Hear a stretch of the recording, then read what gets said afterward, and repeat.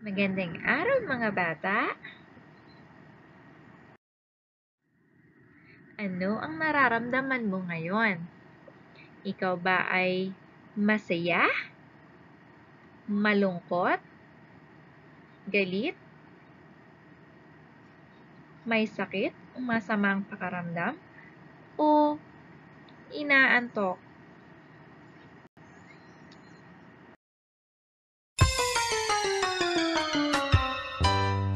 Kung ikaw ay masaya, tumawa ka, ha ha ha! Kung ikaw ay masaya, tumawa ka, ha ha ha! Kung ikaw ay masaya, ang buhay mo ay sisigla. Kung ikaw ay masaya, tumawa ka, ha ha ha! Kung ikaw ay masaya, pumadyak ka. Kung ikaw ay masaya, pumadyak ka. Kung ikaw ay masaya, ang buhay mo ay sisigla. Kung ikaw ay masaya, pumadyak ka.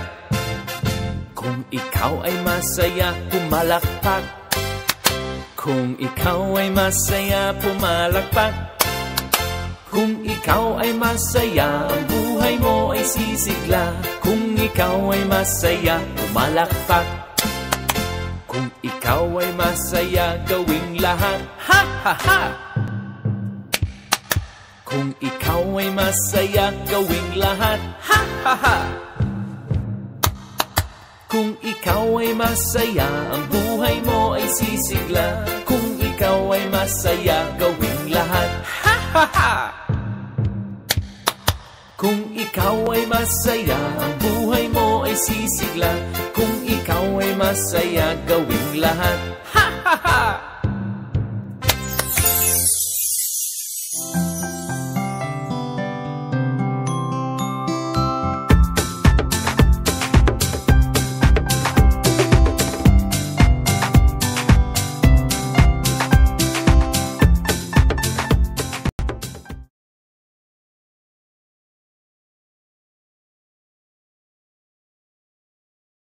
Alamin natin ang buwan.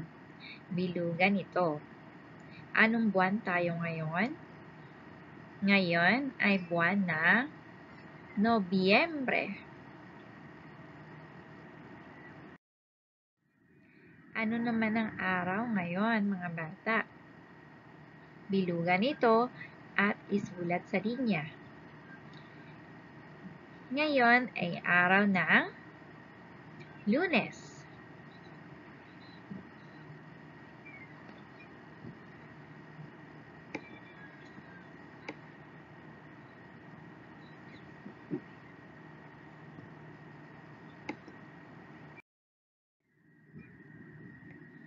Alamin naman natin ang petsa ngayong araw.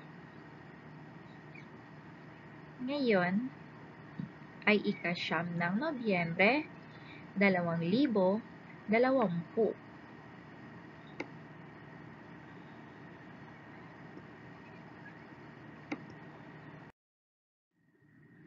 Tayo nang magbilang. Handa na ba kayo? 0, 1, 2, 3, 4, 5, 6, 7, 8,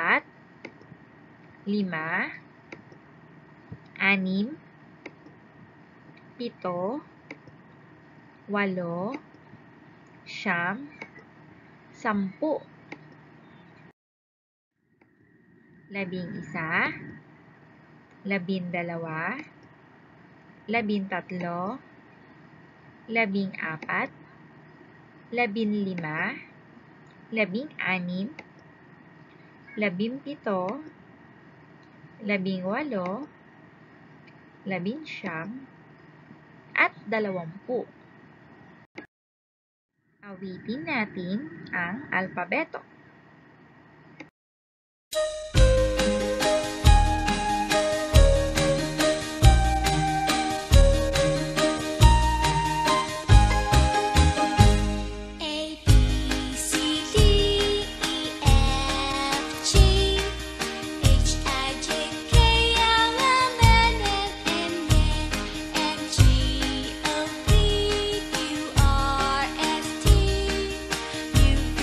W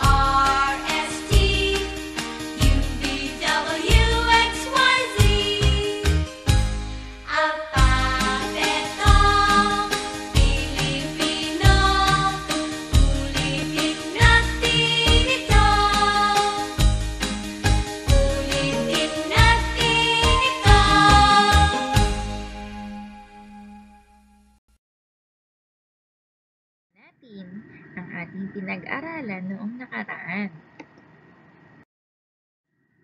Piliin ang larawan na nagsisimula sa tunog na Alin ang nagsisimula sa tunog na Mais o apa? Ang tamang sagot ay A. Mais. Alin ang nagsisimula sa tunog na yoyo o mangga? Ang tamang sagot ay B. Mangga. Alin ang nagsisimula sa tunog na A. Medyas, B. O orasan? Ang tamang sagot ay A. Medyas. Alin ang nagsisimula sa tunog na A. Lapis, B. Manika? Ang tamang sagot ay B. Manika. Alin ang nagsisimula sa tunog na A. Mata, B. Bola? Ang tamang sagot ay A. Mata.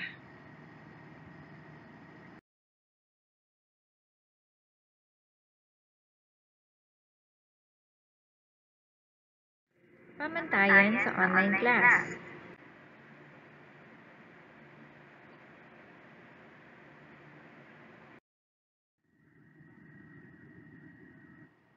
Pamantayan sa pakikinig.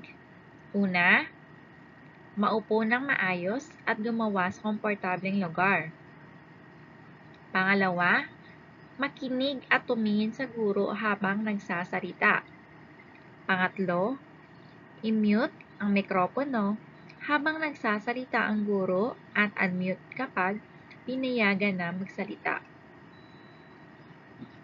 Pang-apat, sumali sa talakayan.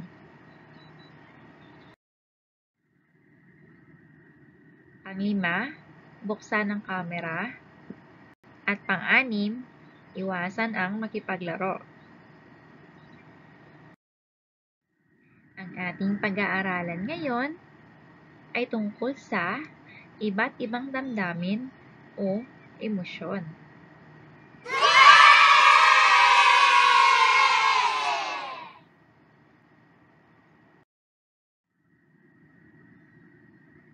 Ano ang ibig sabihin ng damdamin?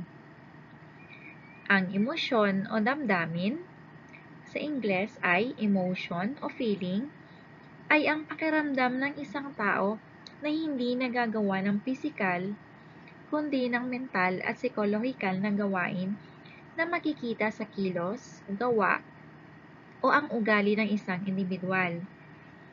Iba-iba ang emosyon na nararamdaman sa buhay, tulad ng saya, lungkot, pagsisisi, pagkagalit, tuwa at iba pa. Lahat ng tao ay may emosyon. Paano mo na ipapakita ang nararamdaman mo? Una, masaya.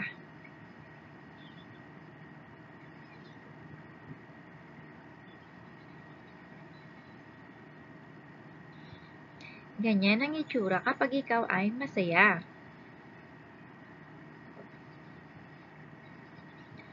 Masaya ka kapag araw ng iyong kaarawan. Masaya ka rin kapag marami kang natanggap na regalo.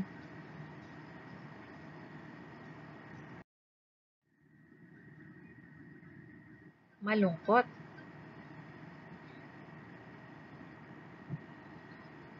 Ganyan ang itsura ng isang malungkot na tao.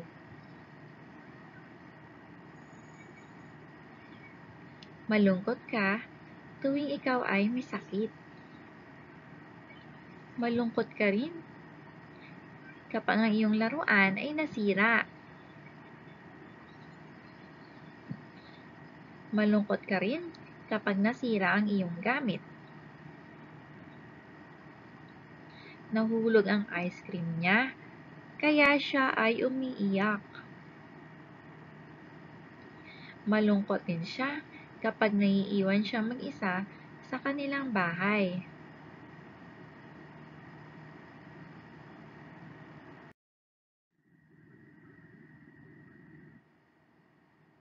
Yan naman ang itsura ng isang taong galit. Yan, siya ay nagagalit. Tinaob niya ang lamesa dahil siya ay galit. Ang dalawang bata ay nag-aaway, kaya't nasira ang kanilang laruan. Sila ay galit sa isa't isa. Ang dalawang bata naman ay nagsusuntukan. Kaya ang kanilang emosyon ay nagagalit.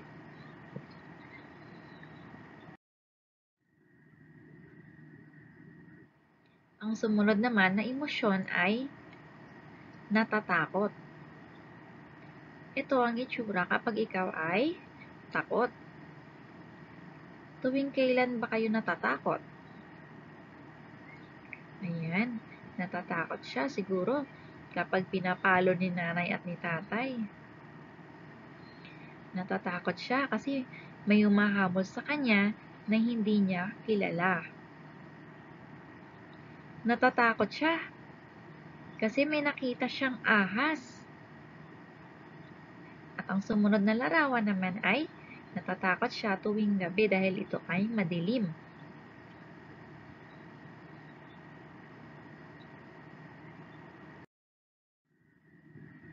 Iba't ibang damdamin na ating nararamdaman. Tayo ay masaya, malungkot, galit, at takot. Pagsasanay.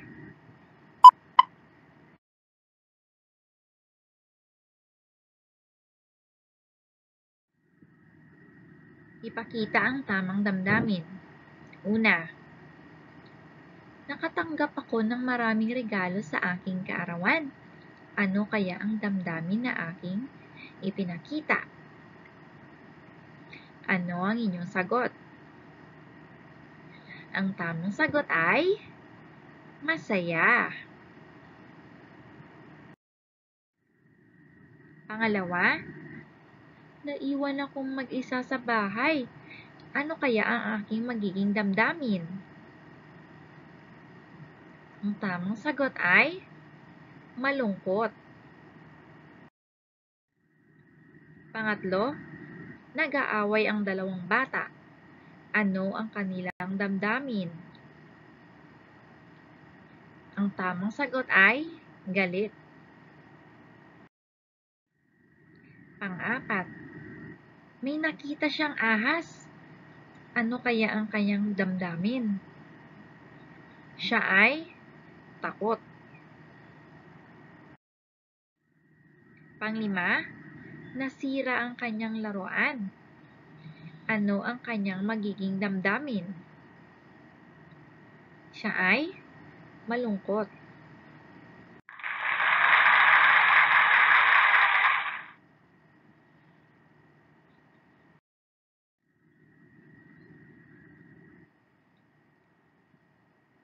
Magbahagi ng karanasan kung kailan ikaw ay naging masaya. Ikaw, kailan ka naging masaya?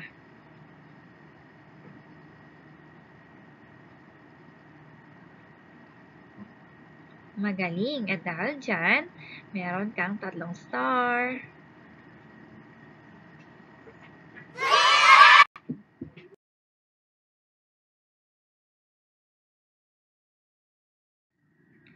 Magbahagi ng karanasan kung kailan ikaw ay naging malungkot.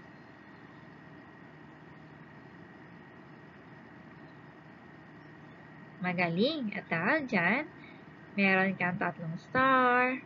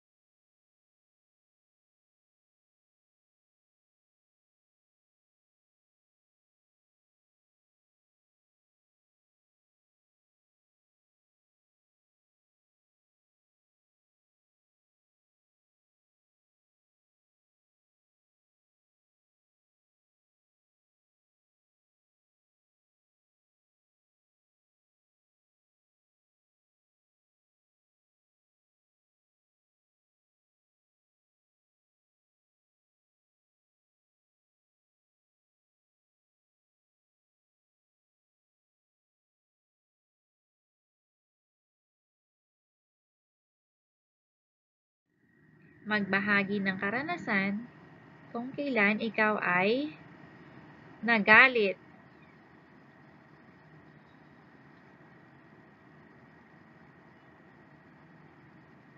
Magaling! At dahil dyan, meron kang 3 star.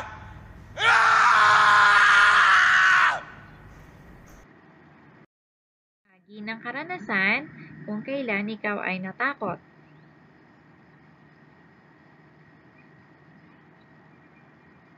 Magaling! At dahil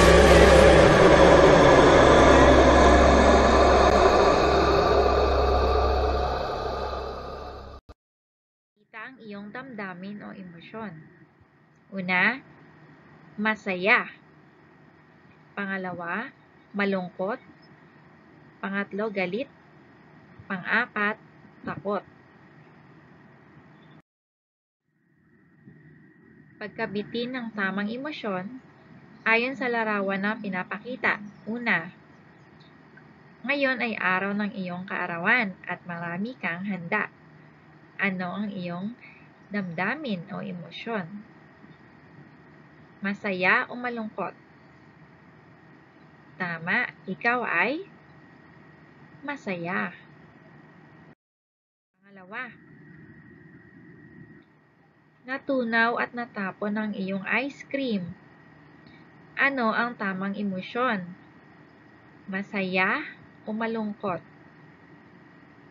Tama, siya ay malungkot. Tinaob niya ang kanyang lamesa at natapon ang kanyang mga gamit. Ano kaya ang kanyang emosyon? Siya ba ay nagagalit o natatakot? Tama, siya ay galit. Pang-apat, siya ay hinahabol ng hindi niya kilalang tao. Ano kaya ang kanyang emosyon? Siya ba ay galit o natatakot? Ang tamang sagot ay takot.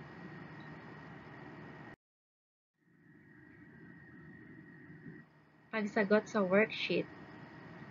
Kulayan ang mga mukha ayon sa kulay.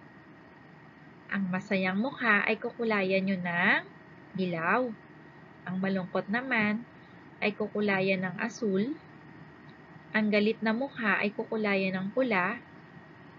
At ang natatakot na mukha ay kukulayan ng berde. Halina't pag-aralan natin ang titik na S o ang letrang S. Ang tunog ng letrang S ay S.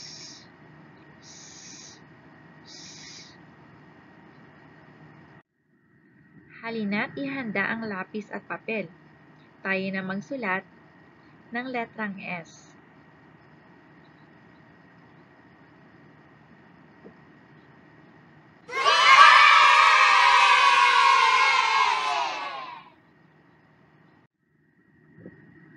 Mga salitang nagsisimula sa letrang S. Sam.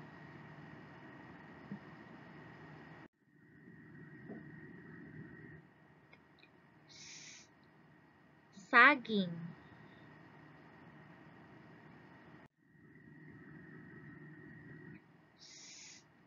Sando.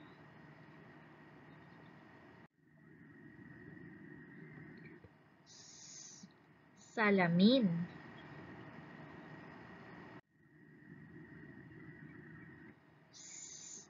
Sako.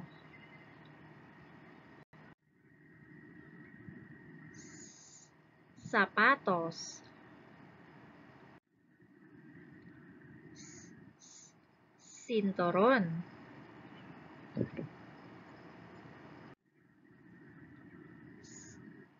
Siko.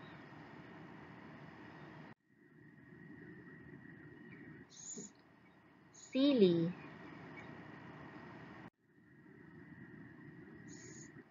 Santol.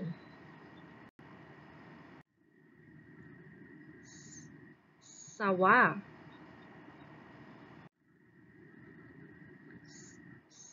sopas, sampo, sombrero,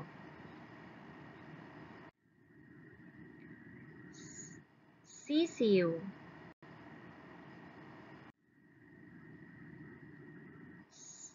sushi, susi, suso,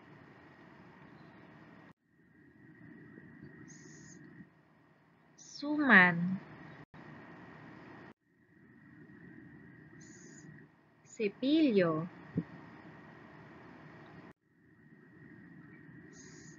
sabon,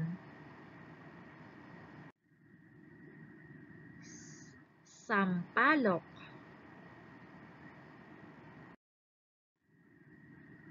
Basahin natin. Sabihin ang tunog ng letrang S.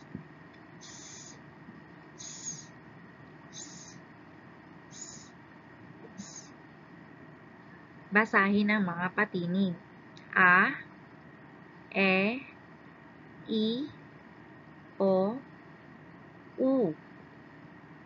Basahin ang mga pantig mula sa letrang S. Sa, se, si, so, su. A, E, I, O, U. Sa, se, si, so, su. Asa, asa. A, E, I, O, U. Sa, se, si, so, su. Aso, aso.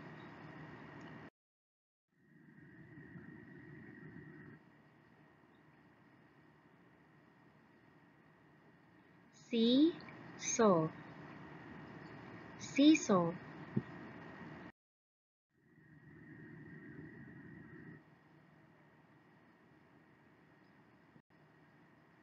Suso, suso.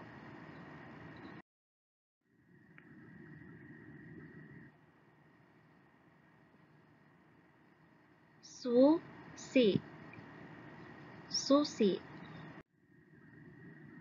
Pagsasanay. Ipakita ang check kung ang mga larawan ay nagsisimula sa tunog na S at X naman kung hindi. Ang unang larawan ay mani. Ito ba ay nagsisimula sa tunog na S, check o X? Pangalawa, suso. Pangatlo, sampo. Check o X?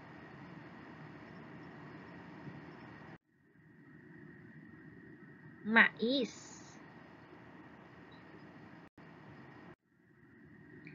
Sisiw.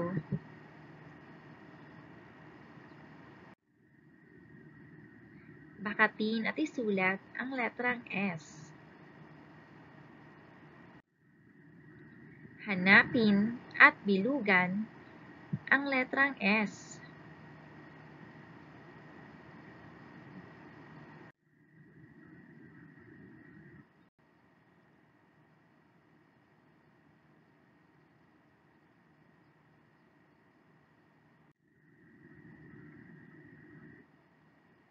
Halina't hanapin at ikahon ang mga larawan na nagsisimula sa letrang S.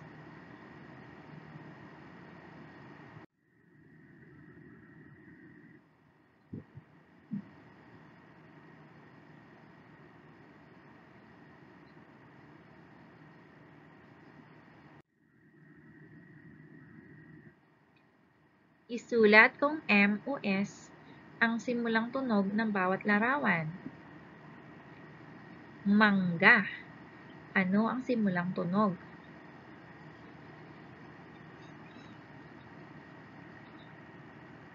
Sampu. Mesa.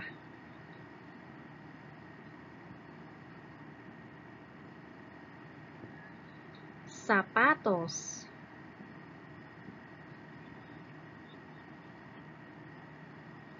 Susi.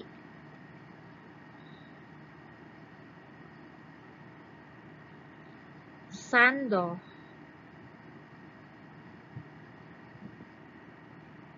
Sinturon.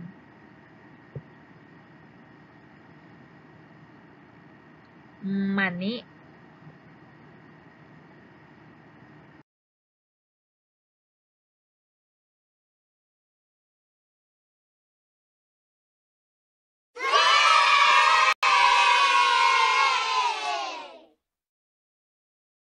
Ang ating activity ngayon ay tungkol sa letrang S. At ang pamagat ay clay mold. Ang mga kailangan ay 1/2 crosswise bond paper, lapis, marker, at green na clay. Panuto, ihanda ang bond paper at magsulat ng malaki at maliit na letrang S. Pangalawa, ihanda ang green na clay at hulmahin ito sa titik S na sinulat.